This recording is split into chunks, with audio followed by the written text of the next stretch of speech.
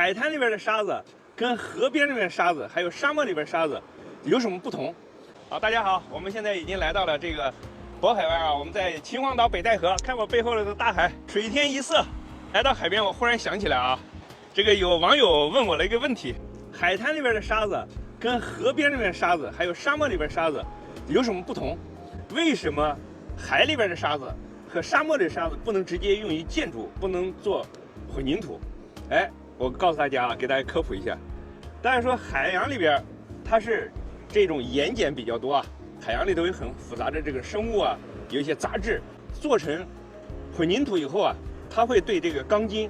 对水泥有腐化作用、腐蚀作用，所以很多人不会选择这个海里边的海沙直接去做这个建筑物的。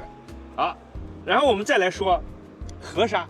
你说淡水里边这种河沙经过淘洗以后啊，它的这种颗粒度啊、干净程度啊，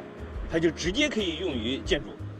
再来说说沙漠里边的沙子，沙漠里边的沙子是长期暴露在阳光底下，风吹日晒，经过很长时间的风化，而这种沙子里边也含有很多的杂质，并且那个含碱量非常高。正是因为含碱量比较高，有这些杂质，如果把它做成这个混凝土啊，也对钢筋啊这种建筑物其实是起到破坏的作用的。还有一种呢，就是我们把岩石直接粉碎了，用于混凝土，这种方式也是非常好的。